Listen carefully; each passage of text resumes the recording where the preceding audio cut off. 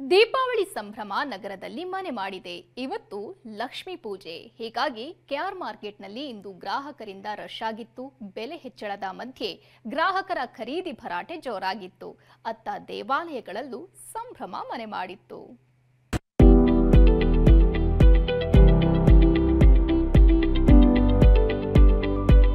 ಹೂವು, ಹಣ್ಣು, ಮಾವಿನ ಎಲೆ, ಬಾಳೆಕಂದು, ಬೂದುಗುಂಬಳ, ದೀಪಾವಳಿ ಹಬ್ಬದ ಸಂಭ್ರಮ ಹಿನ್ನೆಲೆಯಲ್ಲಿ ಪೂಜಾ ಸಾಮಗ್ರಿಗಳನ್ನ ಕೊಳ್ಳುವುದಕ್ಕೆ ಕೆಆರ್ ಮಾರ್ಕೆಟ್ನಲ್ಲಿ ಗ್ರಾಹಕರು ಮುಗಿಬಿದ್ದಿದ್ರು. ನಿನ್ನೆಗಿಂತ ಇಂದು ದರ ಹೆಚ್ಚಾಗಿತ್ತು. ಕನಕಾಂಬರ ಇವತ್ತು ಕೆಜಿಗೆ 2200 ರಿಂದ 2500 ರೂಪಾಯಿಯಷ್ಟಾಗಿತ್ತು. ಮಲ್ಲಿಗೆ 1500 ರಿಂದ 2000 ರೂಪಾಯಿಗೇರಿತ್ತು.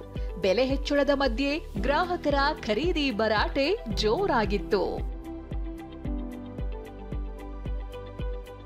ಅತ್ತ ದೇವಾಲಯಗಳಲ್ಲೂ ಸಂಭ್ರಮ ಮನೆ ಮಾಡಿತ್ತು. ಜೆಪಿ ನಗರ ತಿರುಮಲಗಿರಿ ಶ್ರೀಲಕ್ಷ್ಮೀ ವೆಂಕಟೇಶ್ವರ ಸ್ವಾಮಿ ದೇವಾಲಯದಲ್ಲಿ ಮಹಾಲಕ್ಷ್ಮಿ ಅಮ್ಮನವರಿಗೆ ವಿಶೇಷ ಪೂಜೆ ನಡೆಯಿತು. ಅಲಂಕೃತ ಶ್ರೀಲಕ್ಷ್ಮಿ ದರ್ಶನ ಪಡೆದು ಭಕ್ತರು ಪುನೀತರಾದ್ರು.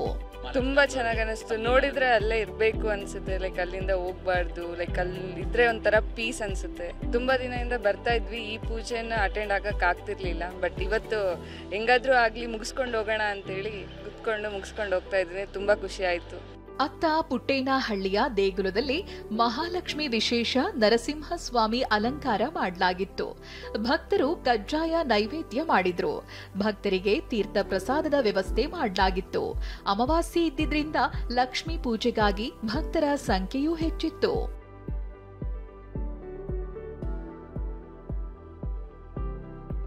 ಇನ್ನು ಚಾಮರಾಜಪೇಟೆಯ ಸಿಆರ್ ಗ್ರೌಂಡ್ನಲ್ಲಿ ನಗರ ಪೊಲೀಸ್ ಆಯುಕ್ತ ಸೀಮಂತ್ ಕುಮಾರ್ ಸಿಂಗ್ ಅವರು ಪೊಲೀಸರ ಕುಟುಂಬಗಳ ಜೊತೆ ದೀಪಾವಳಿ ಹಬ್ಬ ಸೆಲೆಬ್ರೇಟ್ ಮಾಡಿದ್ರು.